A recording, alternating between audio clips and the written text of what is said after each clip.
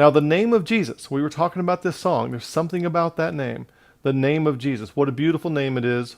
What a wonderful name it is. What a powerful name it is. The name of Jesus. So it got me thinking as I'm at this wedding and I'm thinking about this song. What is the name Jesus? And Jehovah is salvation is essentially what the name Jesus is. All right? Jehovah saves. Yahweh saves. Jehovah is salvation. All right? So Jehovah is salvation. What is Jehovah? Yahweh, the tetragrammaton, is basically I am that I am. I am that I am is salvation. So what I'm doing now is I'm breaking down the name Jesus. Let's break down the name Jesus and see what we can find in the name that is so beautiful, so wonderful, and so powerful. And I think that you'll agree with me when this is over that the song is absolutely right. It is beautiful, wonderful, and powerful, especially after we break it down. Okay? Jehovah is salvation. Now we get to I am that I am is salvation. Now, I am that I am is a being, am. The word am is a be verb. All right? So let's look at some comments that I got from John Vervaeke, Awakening from the Meaning Crisis. I don't care what anybody's opinion is of his religious status. He's got some good comments. Awakening from the Meaning Crisis, episode 3, and this is just something to think about. Do I say I necessarily believe everything he's saying here? I don't think of it that way at all. It's worth contemplating and weaving into how you operate. All right, think of it that way more than whether or not you have to believe it. It's not like that. You see. So this episode 3 from Awakening from the Meaning Crisis, Continuous Cosmos in the Modern World, Grammar. All right. By John Vervaeke. You can go watch that right now or go look it up and read this, right? He says, this is why the God of ancient Israel, and this isn't not capitalized for any, disrespecting reason. It's just, I think it was transcribed by a machine or something like that. So don't get all hyper religious and that kind of stuff. This is why the God of ancient Israel is such a different God. You look at the gods of the pre-axial world, like before Buddha and before Aristotle and those, before about 400 BC. Look, you've got a god, and it's a god of a place, a particular function. Here is the god of weaving, or here is the god of ancient thieves, and the gods are located in places. They're tied to function. They have no significant moral arc attached to them. What's the God of the Old Testament? What is he or she like? It's not bound to time and place. Think of the great story of the Old Testament, the story of the Exodus. Here you have the Israelites and they are imprisoned. They are imprisoned in the epitome of the Bronze Age world, Egypt. And God comes and liberates them and sets them on a journey toward a future that is promised, the promised land. This God moves through time and space. That's very interesting, that he's not tied to any particular location, even though they do have a tabernacle that kind of moves around, and later a temple. The God of the Old Testament, continuing from this episode up here still, the God of the Old Testament is the God of the open future.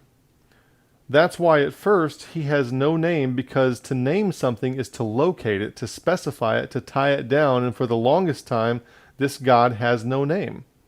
And then when Moses finally challenges, he just, you hear the God of Abraham, Isaac, and Jacob. You don't hear like Marduk or Bob or anything like that. When Moses finally challenges and he reveals his name, he says it's badly translated in the older versions of the Bible. It's often translated as I am that I am. Now, this is going to upset some of our KJV only people in our audience, but you got to take this stuff with a grain of salt and don't get too sanctimoniously upset about stuff like this, all right? I think this is actually a pretty good point. It's often translated as I am that I am, but it actually in Hebrew means I will be what I will be, or I will be that I will be. What you still wind up with a being verb. It has to do with being, right? I am the God of the... This is very interesting. Now, this is John Vervaeke's words. his rendition of what is being said in the name of God here. I am the God of the open future, and you can participate with me in this.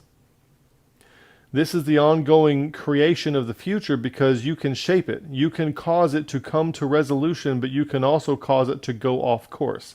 That's very important as well. Think about your own life. Because I know you see you're thinking religiously right now. You're thinking, nobody can thwart the plans of God. We have prophecy written in the Bible and these things. Right. But in your particular arena where you have influence, you can either make it better or you can make it worse. And sure, there are things that, like, according to prophecy, definitely will happen, that kind of thing. But also those kinds of things are fractal. And in fractal, meaning they happen, it microcosms and it macrocosms. The same thing happens in a group of 10 people or in a city or in a nation state or in a world government. The same kinds of things happen that cause the demise of civilizations. All right. You have Antichrist figures who rise up and do things that the Antichrist does periodically through history. And it's smaller and larger scales through history. All right. So you can be a part of the resolution to these problems, or you can be the part that causes it to go off course. Now, Sleepy K said, he is the God who saves his people from their sin. And it's not untrue, but it makes me think of religious terminology, the religious cultural cognitive grammar.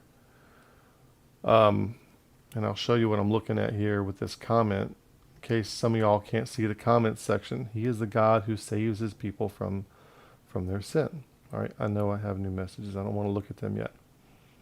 And you think what that causes to come into my mind is some kind of external being who comes in and does something for you, right? But what I'm talking about is the God who does something through you. And sin, harmatia, is missing the mark. The mark is something that you are supposed to do, be, and become. And for us, our ideal mark is to be like Jesus Christ in all ways, to follow the pattern of Jesus Christ in all ways, big and small, in every way that we live. And every place that you are not doing that is sin. Sin is not like smoking a cigarette and tipping tobacco and having a beer. That's not the point. The point is when anything like that distracts you from hitting the mark that you're supposed to hit. Not hitting the mark is the problem. Like in a football game, you can obey all the rules and not win the game. And the other team can make all kinds of errors, or what do you call them, penalties, and still wind up scoring more than the other team. If you want to win, you have to score more than the other team. And that's the mark, is to score more than the other team. And you can do everything right. You can follow all the rules, not smoke or chew or run around with those who do or any of that kind of stuff, and still lose the game, right? But what we're trying to do is we're trying to win the game. We're trying to hit the mark. We're trying to aim for a mark and hit it. And the way your mark missing, the way you will be salvaged from your mark missing is in your lifetime here on this planet is through your actions. That's what you need to get.